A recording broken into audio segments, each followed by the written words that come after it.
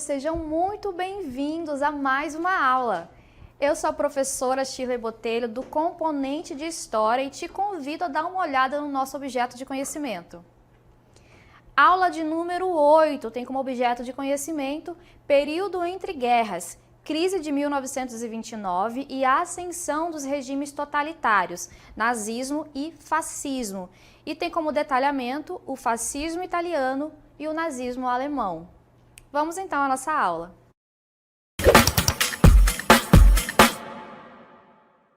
Muito bem, então nós já chegamos aqui ao lado de duas figuras que marcaram profundamente o século XX. A gente observa aqui então Adolf Hitler e Benito Mussolini.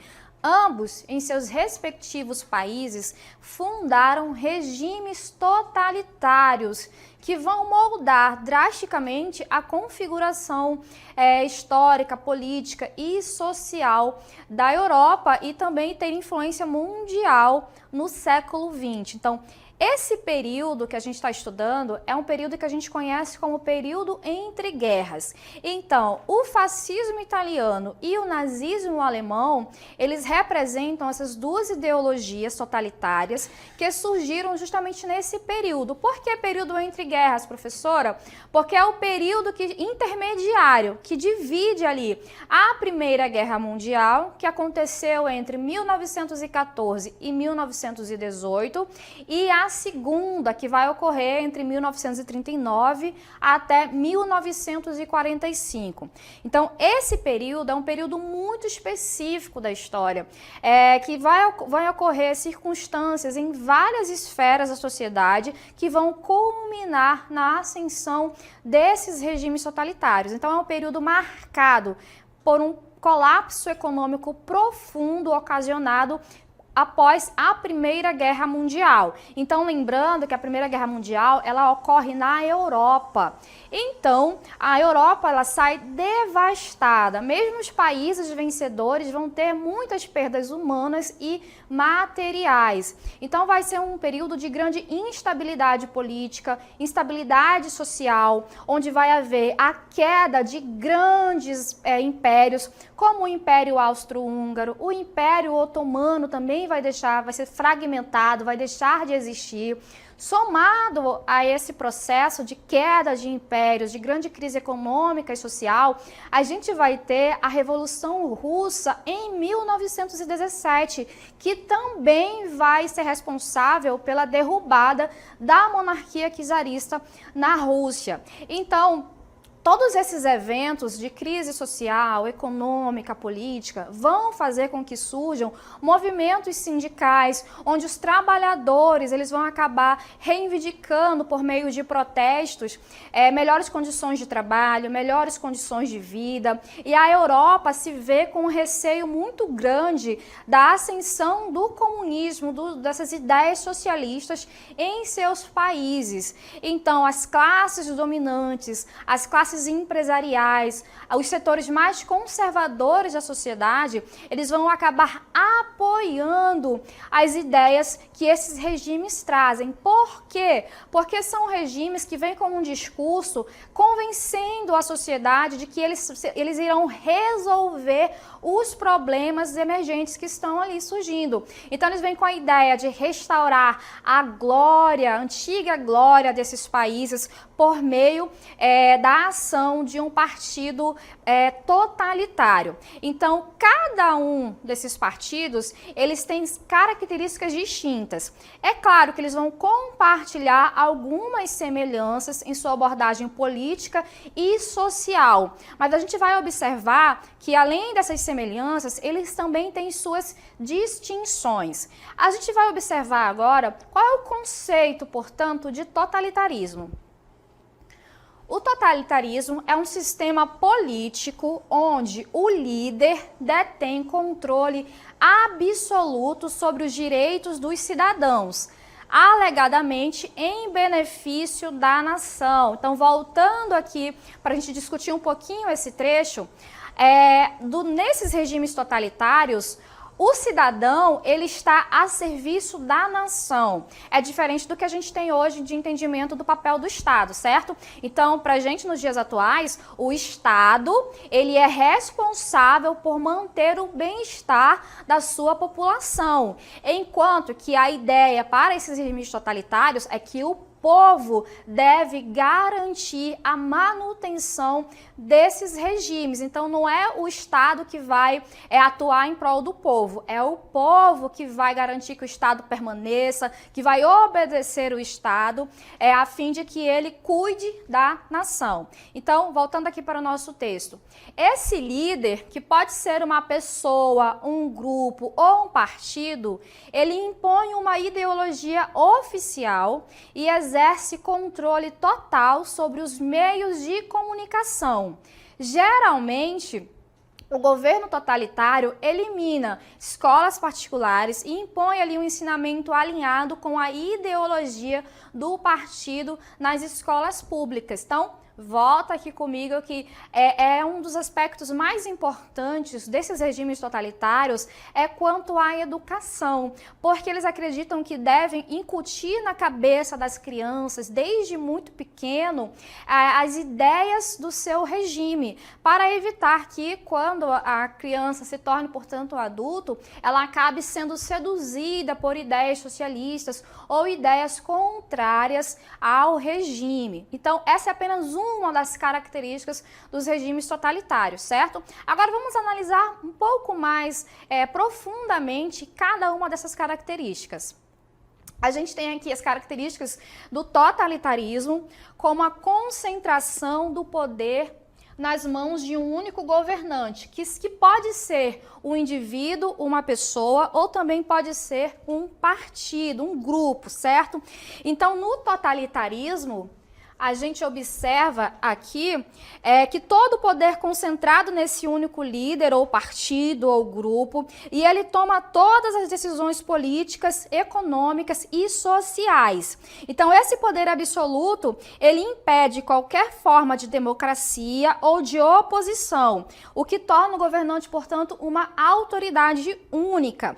Então, esse sistema, ele elimina a separação de poderes e não permite que outras instituições como o judiciário ou o legislativo, por exemplo, atuem de forma independente, fazendo com que tudo dependa dessa autoridade central. Então, é uma das características centrais do totalitarismo. Outra característica também é que ele é antiliberal. Então, esses partidos, esses regimes totalitários, eles se opõem diretamente ao liberalismo, que defende as liberdades individuais, direitos civis e uma economia de mercado relativamente livre. Por que esses regimes totalitários, eles são contra o liberalismo? A gente tem que entender que nesse período a gente está falando de uma grande crise econômica que vai gerar essa crise social. Então, por que vai se opor ao liberalismo? Porque o liberalismo, ele se mostrou contraproducente no início ali do século XX. Então, a gente vai ter os anos dourados, né, de grande efervescência econômica, mas isso vai culminar numa crise. Então, um dos princípios do liberalismo é a não intervenção do Estado na economia. Então, para o totalitarismo, o Estado precisa sim intervir, precisa sim tomar as rédeas da economia para evitar que novas crises ocorram. Então, por isso é antiliberal. Outra característica que a gente observa nos regimes totalitários, vamos analisar aqui no nossa cartela, é em relação ao anticomunismo. Então, eles vão criticar esses regimes comunistas. Então, embora o totalitarismo ele compartilhe a ideia de um Estado forte, tal qual o comunismo, ele vai diferir em aspectos ideológicos, especialmente no que se refere à luta de classes e à propriedade. Então, muitos regimes totalitários, Como o fascismo e o nazismo, por exemplo, eles se colocam como oposição direta ao comunismo, temendo que a ideia de revolução popular ou de redistribuição de riquezas pudesse ameaçar a elite e a hierarquia social que desejavam preservar. Por isso, eles vão ser veementemente contra qualquer ideia, qualquer insurgência comunista. Outra característica é o culto ao líder. Nos regimes totalitários, o líder ele sempre vai ser representado como uma figura excepcional, uma figura assim, quase que divina, né? Capaz de salvar a nação, de guiar a nação. Então ele é apresentado como um mito. Que vai ser responsável por levar a nação aos seus melhores dias. Então, esse líder, esse culto ao líder é promovido por meios de propagandas, imagens, discursos e cerimônias que vão justamente reforçar essa ideia de que ele é infalível, de que ele é essencial ao país e de que sem ele o país não teria condições de se destacar e de sair daquela crise.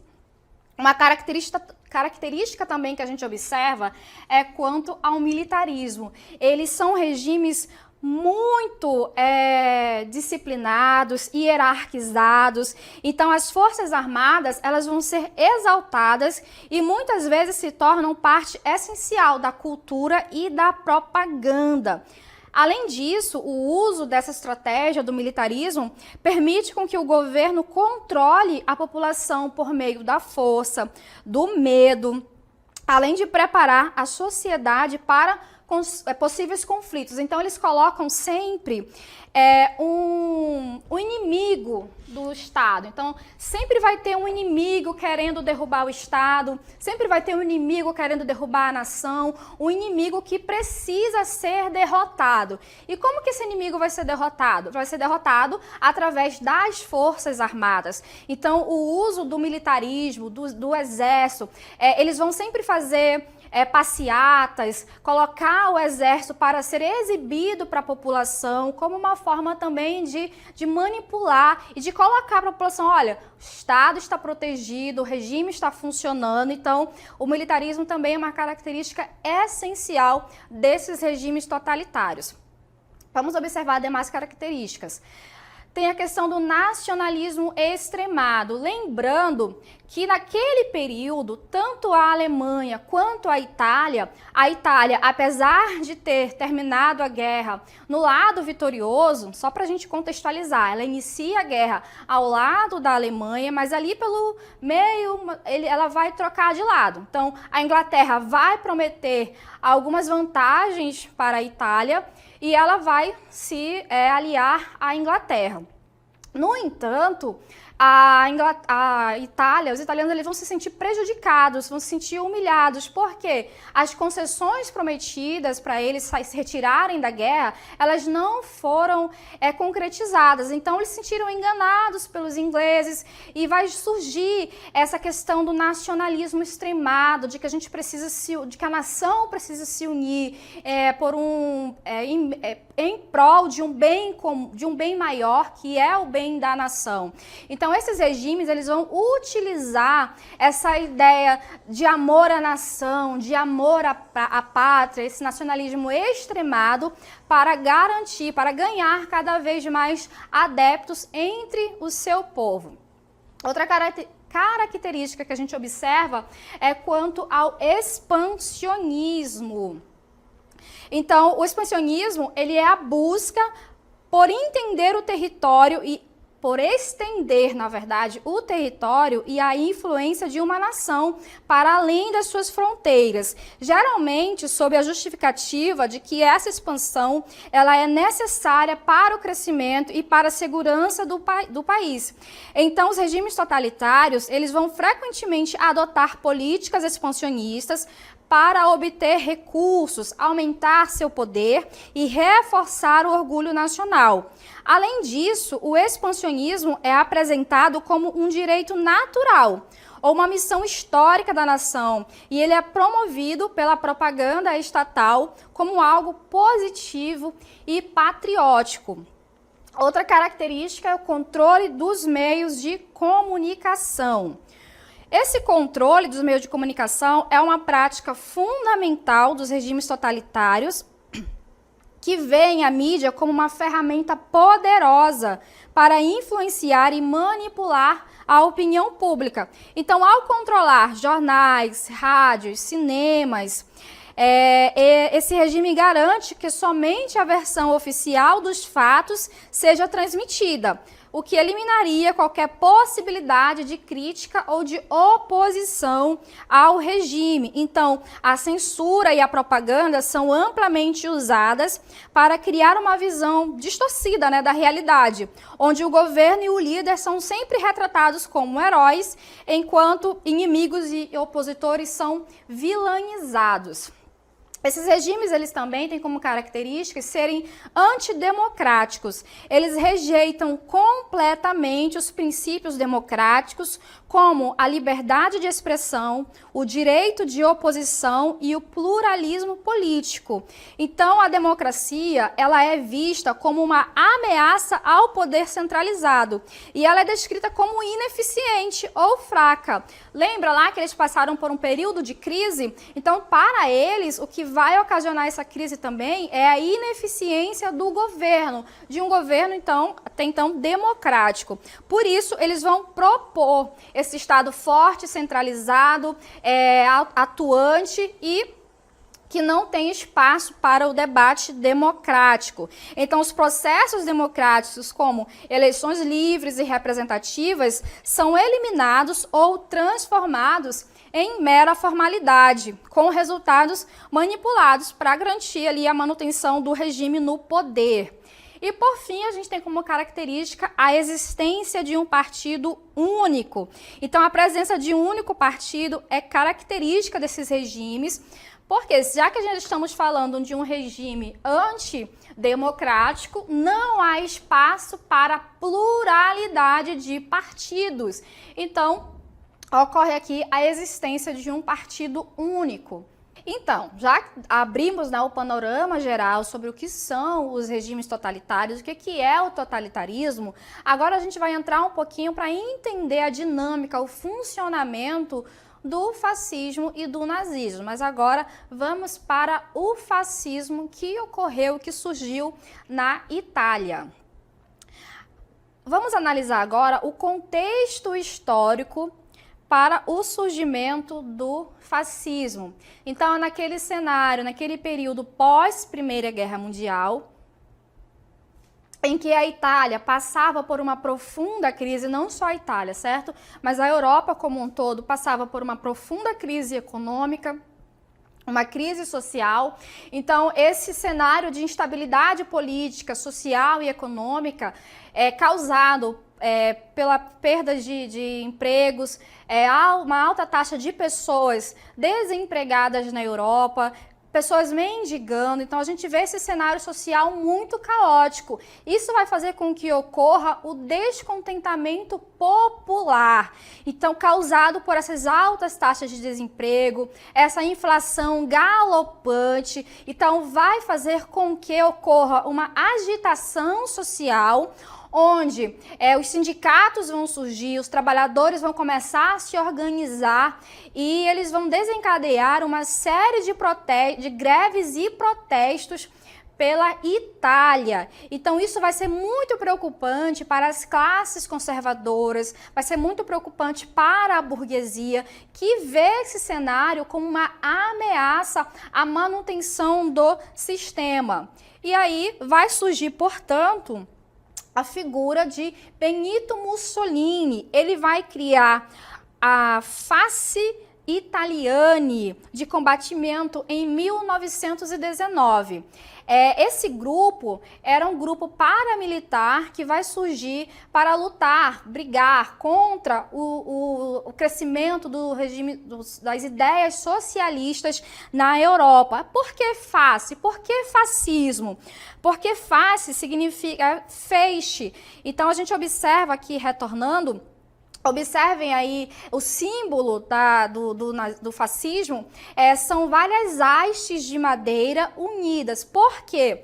Para os fascistas, Eles vão usar um jargão, um ditado romano. Então, um feixe de madeira sozinho seria o quê? Um graveto. Um graveto sozinho, ele não é forte, ele é facilmente quebrado. Mas quando a gente junta várias hastes de madeira, aí sim, temos algo forte, consolidado, que não é possível quebrar com tanta facilidade. Então, por isso vai ser chamado dessa forma, esse feixe de hastes de madeira com o machado no centro, que é o símbolo do fascismo. Então ele vai fazer uma ênfase no nacionalismo extremo e na restauração da glória da antiga Roma. Então, diante de um cenário em que a Itália está mergulhada numa profunda crise, surge um homem, um líder que cria um grupo que promete restaurar a glória da Itália, a glória da antiga Roma, do antigo império.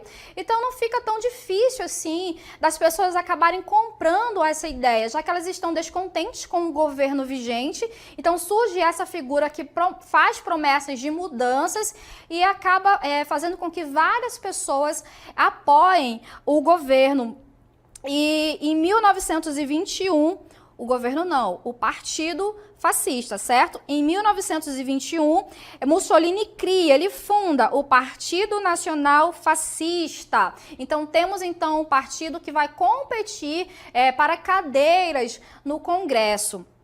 E aí, ele vai também criar os chamados camisas negras, que são aquele grupo paramilitar que vão lutar quando houver alguma greve, alguma manifestação. Esse grupo que usava uma camisa preta, por isso são chamados dessa forma, eles vão lutar de forma muito violenta contra essas manifestações de cunho socialista, essas manifestações do proletariado italiano. Então, já que eles estão lutando contra essas greves, colocando esses trabalhadores para correr de forma muito violenta, eles vão acabar ganhando a simpatia da burguesia, a simpatia das alas mais conservadoras da sociedade. Então, vai culminar num evento conhecido como a Marcha sobre Roma, em 1922. Esse evento crucial que levou Mussolini ao poder. Então foi uma mobilização do partido que vai reunir milhares de pessoas que vão marchar sobre Roma e vão solicitar para que o rei Vítor Emanuel coloque Mussolini no poder. Então, esse evento vai acabar forçando com que o rei nomeie Mussolini como primeiro-ministro da Itália. Temos, portanto, assim, o regime fascista tomando o poder na Itália. Então, quais são as características do regime fascista? Qual é a ideologia? Vamos observar aqui. Nacionalismo extremado, lembra lá que a gente comentou sobre que é uma das características, então ele vai colocar, incutir essa ideia de que a população precisa se unir em prol da nação, fazendo com que fortaleça-se esse sentimento nacionalista. Também é autoritário, militarista, como nós já explicamos. Ele vai suprimir a oposição e a dissidência, então eles vão utilizar esse grupo paramilitar, os camisas negras, para agir de forma violenta, no sentido de coibir qualquer oposição. Vão controlar também a mídia e a propaganda para sempre divulgar coisas positivas sobre o governo, colocar aquelas ideias de que tem um inimigo em comum, justificando determinadas ações do governo fascista. Também vai haver o culto ao líder. Mussolini é conhecido como Duce, o líder desse movimento. É antidemocrático, antiliberal e anticomunista. Então, qualquer pessoa que esteja associado a ideias socialistas ou comunistas vão ser severamente perseguidas pelo governo fascista. E falamos agora do fascismo, nós vamos observar o nazismo que ocorre na Alemanha. Então, o nazismo, oficialmente conhecido como nacionalsocialismo, foi uma ideologia totalitária de extrema direita. Opa, como assim, professora? Uma ideologia de extrema direita se eu tenho aqui o socialismo no meio? Então, o nome do partido nazista é Partido Nacional Socialista dos Trabalhadores Alemães. Isso pode gerar uma certa confusão, porque inclui o termo socialista, né? No entanto, Hitler não era bobo nem inocente, tá, gente? O partido de Hitler, ele não defendia essas ideias centrais do socialismo. Ele não vai defender igualdade social, igualdade de classes, não vai lutar contra o capitalismo, que são características dos regimes, né, socialistas, mas ele vai usar esse termo que era uma estratégia para atrair trabalhadores e mobilizar as classes sociais. Então, por isso, ele vai receber esse nome mais de extrema direita. Então, surge na Alemanha na década de 1920 e ele se consolidou com a ascensão de Adolf Hitler ao poder em 1933. Então vamos observar agora mais profundamente as características do nazismo. Por quê? Além dele conter todas aquelas características de regimes totalitários, ele tem as suas particularidades, que é muito importante para a gente entender posteriormente à Segunda Guerra Mundial. Então, o nazismo surge num contexto histórico que a gente mencionou, de grande crise econômica e política, ocasionado após a Primeira Guerra Mundial, onde a Alemanha ela vai ser considerada a grande culpada pela guerra. Então, os países que saíram vitoriosos, eles vão forçar a Alemanha a assinar o Tratado de Versalhes, que vai impor severas punições à Alemanha. Então, a Alemanha vai ter que pagar uma dívida milionária aos países vencedores, ela vai ter que aceitar o exército estrangeiro no seu país, vai ter que diminuir a sua capacidade industrial, a sua capacidade militar. Então, para a Alemanha, o Tratado de Versalhes é uma grande humilhação. E isso vai fazer com que o sentimento nacionalista ele cresça cada vez mais. Então, nesse período pós-Primeira Guerra Mundial, vai ser instalada a República de Weimar, que é uma república que não vai conseguir resolver os problemas da nação alemã e também ela vai receber muita influência estrangeira, o que vai acabar fazendo com que as pessoas elas fiquem muito descontentes com essa república.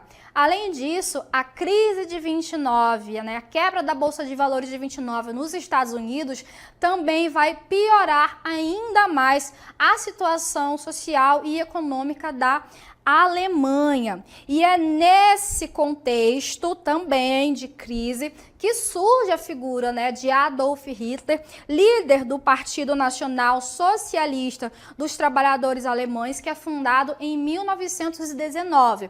Então, Hitler ele se destaca como um líder que tem uma excelente oratória, um incrível poder de convencimento.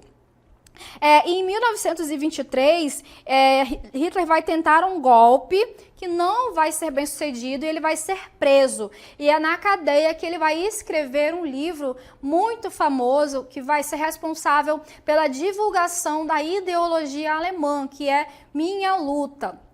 Então, em 1933, Hitler, que já tem grande prestígio dentro do partido e dentro da nação alemã, ele vai ser nomeado primeiro-ministro.